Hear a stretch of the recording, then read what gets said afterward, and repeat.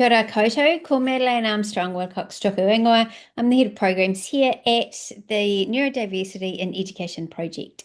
We operate the Building a Neuro-Inclusive School program, which is a community working towards building neuro-inclusive schools. We are part of the networks of expertise and are therefore funded by the Ministry of Education. In this cafe session, we're asking the question, how neuro-inclusive is your school? And we're helping you to think through that question in quite a structured way. A karakia as we begin, tū taua mai I runga, tū taua mai I raro, tū taua mai I roto, tū taua mai I waho. Kia tau ai, te mauri tū, te mauri ora, ki te katoa, haumie e hui e tai ki e. Welcome everyone from wherever you are and whatever your context is. So, as we begin, let me quickly lay out what this session is not about. This is not a test. You're not going to end up with a score. Oh, our neuro-inclusion score is 87. It's not a ERO requirement or a Ministry of Education assessment. This is not a competition or a comparison with you and the school down the road. This is, though, a way for your school, not just you as an individual teacher, but for your school as a system to think about the things that make your school neuro-inclusive and obviously how to take steps towards becoming more neuro-inclusive. So with that in mind, as we start, I want you to take a minute to think through, what is it? What are the building blocks, do you think, of a neuro-inclusive school? These don't have to be the building blocks that are in place in your school, but when you think of a neuro-inclusive school as a whole system, what are those building block elements, the things that are needed? Bearing in mind, neuro-inclusion is where all brains are recognised, all brains are supported, and all brains are celebrated. So hit pause here if you need to. Grab a pen and a paper or whatever works for you and think about one of those elements of a neuro-inclusive school. Okay. We can help you with that thinking to begin with.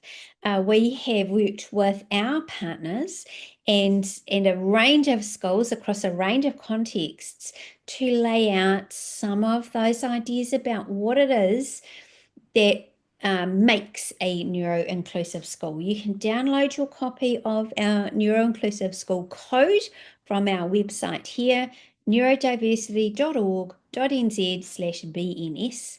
Stands for Building a Neuro-Inclusive School, and just search for the Neuro-Inclusive School Code. We think these elements are a great first step in schools to think about how neuro-inclusive they are. When your school works through this process, and we hope you do, you may add in other ideas and go, oh, actually, we have this thing we know makes our school more neuro-inclusive. Add it in. The interesting thing about the elements that we have drawn out is that they're not standalone things. They all interact and intersect and they're interdependent on each other. So it's that systems approach rather than, ticking off each item. It's that whole of system approach that is really going to make a difference. So let's dig into what these things actually are. All right. We start at that very high level of your board and governance. We look in the Neuro-Inclusive School Code about neurodivergent representation on your board, or hearing from neurodivergent students or families or teachers as part of your school board, what your governance processes are that actually manage all of these other things. Right? So it has to start at that very top level. It also covers elements of professional learning to your teachers and teacher aides and all the other associated educators in your school have opportunities to learn about neurodivergence and in a broad way, in a relevant way, in a useful way. It's useful to consider. What happens in classrooms is obviously super important to your neuroinclusion. Great to have all the policies in the world, but if those policies aren't being enacted every day in every classroom, it's a bit of a problem. So your classroom practices are really important. And you can see how professional learning supports that. These elements are connected. Then, of course, we look at staffing and support for your staff. Does your school invest in your teacher aides, for instance? By trying to attract and develop and retain great teacher aides and support them in their role. Do you deliberately hire for diversity across the educators in your school? And if you do, how do you support teachers coming into your neuroinclusive school to themselves become more neuroinclusive? So those elements of learning, classroom practice, staffing and support for staff, you can see how they are interacting already. You will inevitably have on your staff neurodivergent teachers. So teachers themselves who have differently wired brains. How is your school as a system supporting those teachers? Those teachers are often the ones that our neurodivergent learners spot and attach themselves to and describe as that one teacher who was amazing. So our neurodivergent teachers sometimes by default really lead the way in our neuroinclusive practice. How do we uplift those teachers, honor those teachers and support them? So we can also look at what kind of additional supports or programs that we have in our school that support our neurodivergent kids, especially when some of their needs or their strengths are a little bit outside of the scope of a regular classroom. So what is it at a school-wide level that you can build in, bring in to support those kids? We can also drill right into some other aspects that work across a school that make a big difference in neuroinclusion. Being able to connect with like minds is something our neurodivergent learners tell us over and over is a really important factor in how they feel about their belonging at school, how they feel connected with peers, how they develop friendships, how they build social skills is through those like-minded connections. So what opportunities are you creating or deliberately engineering in your school to get like-minded kids together across the school, right? A really simple example that I saw in a school recently is Chess Club. And Chess Club runs at our lunchtime, and Chess Club is open from our year zeros right through to our year eights. Anyone can join, no matter if they've never seen a chessboard or they are very, very expert.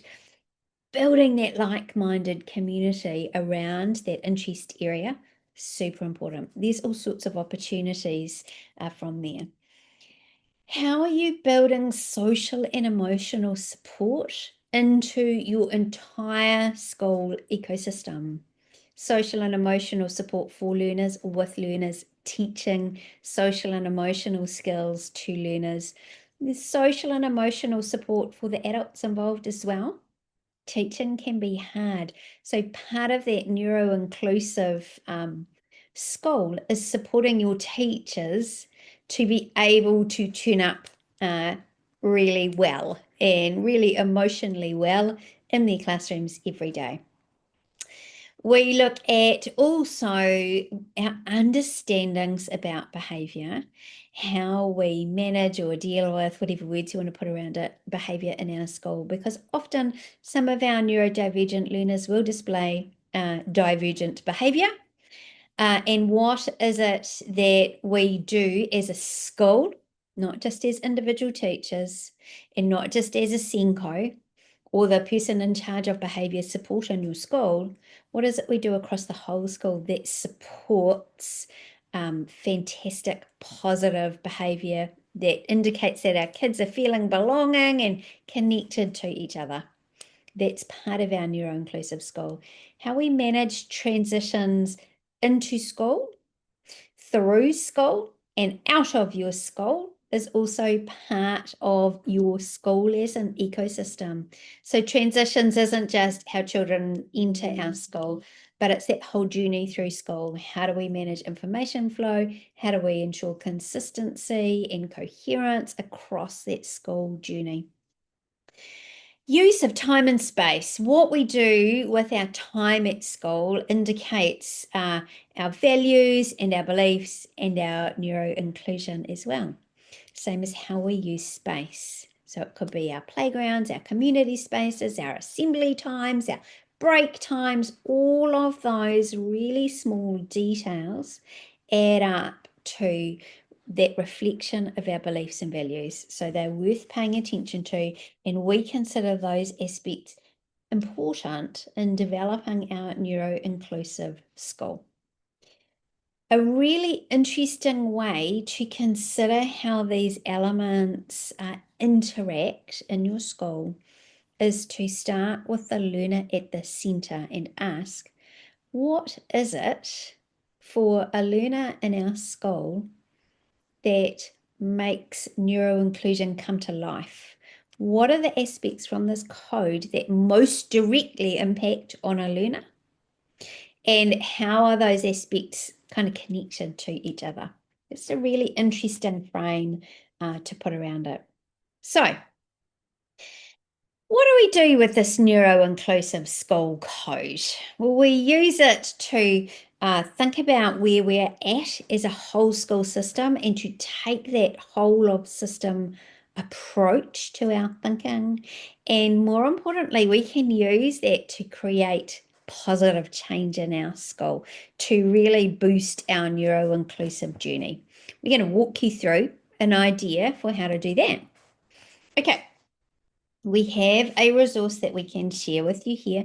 This will also be on our website to guide you through a way to create change with this code. And to do that, let's talk through some steps. You can't do it alone.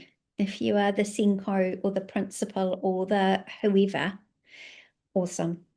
You need to get a team around you.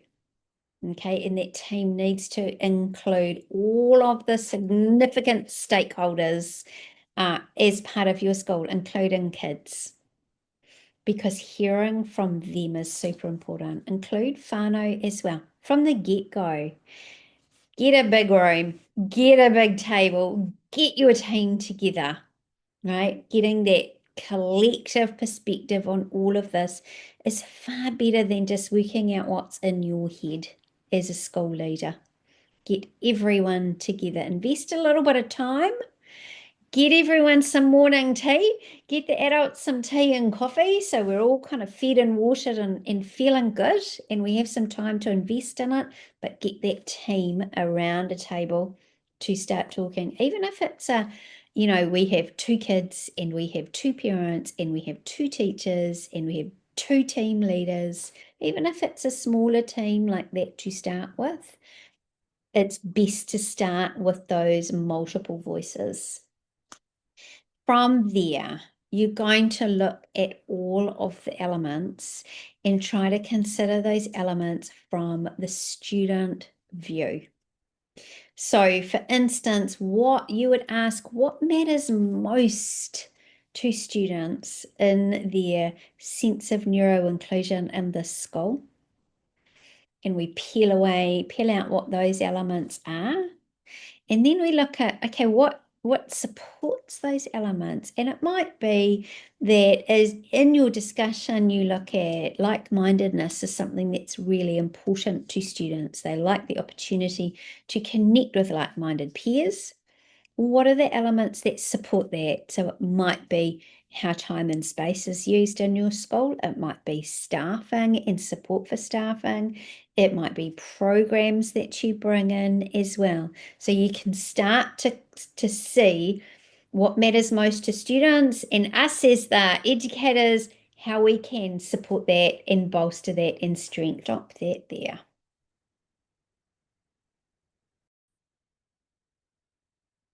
Okay, once you have that team around the table and once you are taking that student view and once you are connecting some ideas together, we really want to zoom into what is currently happening in our school around this and what could happen. What would be great if these things could be different and what could happen in our school. Create some actions around that, like these are the things we're going to do rather than those big picture ideas of we're going to become more inclusive. That's a lot to unpack. Let's get specific. Set ourselves a time frame, right? A little bit of urgency and pace means things can get done often. We try those actions, we put things in place, so we stop and we check back and we review. How did this work? What worked? How do we know? Get the team back around the table, talk again, review it, and repeat that process.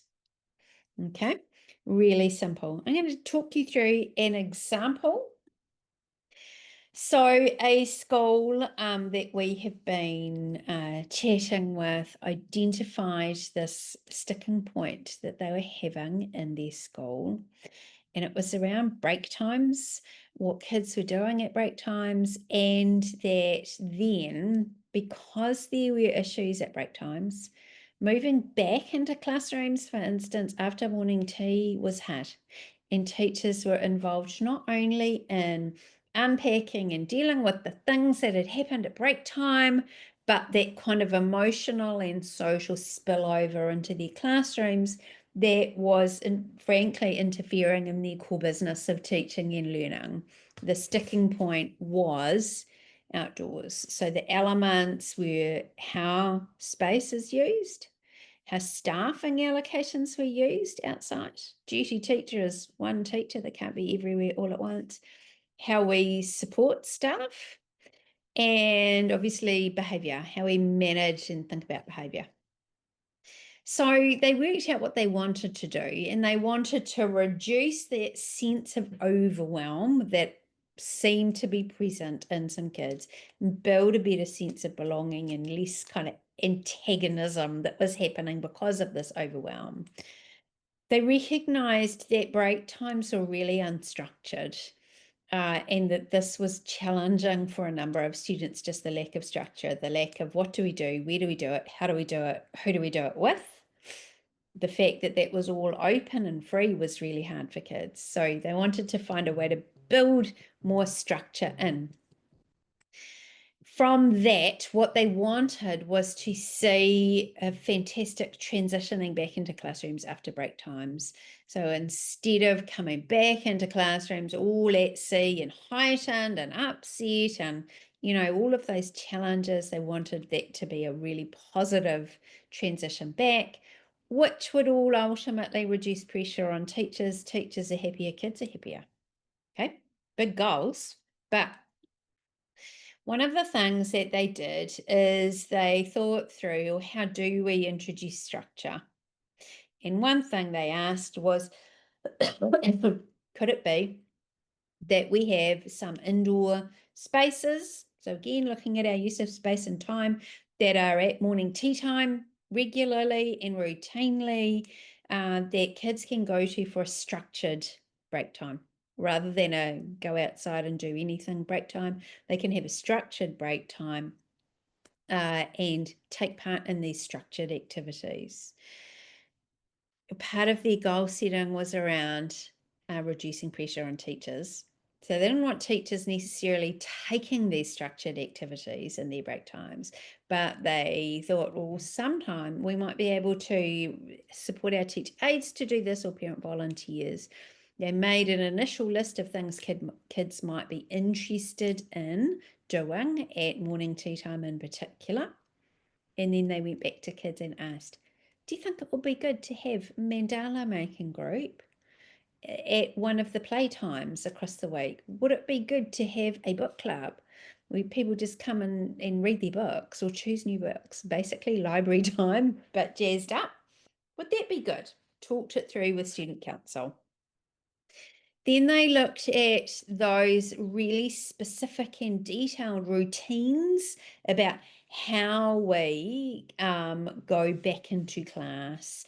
How do we work with teachers? So this was a bit of a professional learning, but also professional decision making as a collective. How do we make sure that our kids are coming back into classrooms calmly and that it's a warm experience and that it's fairly expedient, doesn't take half an hour? And how do we embed these things across the whole school? So lots of questions, lots of actions, but you can see how they were working on those elements of the use of space, their staffing, how they support staff and behaviour, those connected elements. Their time frame turned out to be really fast. They wanted to get traction on it really quickly, so they did. They decided that time frame that it was doable, and they allocated tasks to people. And that's a great idea. Rather than leaving it out on the ether, specific people had specific tasks. Okay. Another example in a school was the realization that whilst the Senko in particular, as a specialist staff member, had amazing skills and experience and expertise for a succession planning and sustainability option in their neuroinclusive journey, they had to find ways to disseminate those knowledge and skills and make sure that the Senko brought everyone along the ride. All right. So the things they were looking at were increasing all staff capacity and capabilities and making sure that their neurodivergent learners in particular were front and center across any and all professional learning, right? So not only the Senko sharing of knowledge, but also any other professional learning. They wanted to make sure neurodivergent learners were up there in it. So their actions, very simple. Work through with professional learning providers, consolidate their thinking around what they wanted everyone to know and do, make a plan and get started. It sounds strikingly simple when you start putting it on paper. Then their time frame was quite quick. Again, get some action and get some urgency. So just a couple of examples from schools about how they are drawing the elements together, working out what's going well and what the sticking points are, and planning some actions around that. Okay. Then rinse and repeat. Essentially, you take that first step, you get some success, and then you carry on that journey, because life in a school, as you will know, is never static. You never go, right, we have done this, tick, move on, it's done for all time. The idea of our neuroinclusive school code is that it becomes a framework that is across your school and across time, that you can revisit aspects of and strengthen aspects of over time. Okay. All right. So my big question, what steps are you going to take to build your neuroinclusive school? Starting to think through those elements and how they interact and how you can strengthen them. We would love your feedback, and we ask for only super fast feedback. So you can click this on your phone. You can do a really fast feedback survey on your phone. We don't ask you to write a novel. We promise it's quick, and we actually respond to your feedback too. So if you have thoughts or ideas or questions to share, please let us know. We're really interested. We also have a hands-on workshop as a process we can guide you through in your school if you are interested in working with us, and we can guide your school through this process. Get in touch. Our email address, BNS, Building a Neuroinclusive School, at neurodiversity.org.nz. Thank you for spending time today thinking about your neuroinclusive school. Karakia as we finish, ko mutu a mātou mahi, mō tēnei wā, manakitia mai, mā katoa, O mātou hoa, o mātou whānau, au ki te aorangi. Our work is done. Have a very peaceful rest of your day, however that looks for you. Thanks for joining. Bye-bye.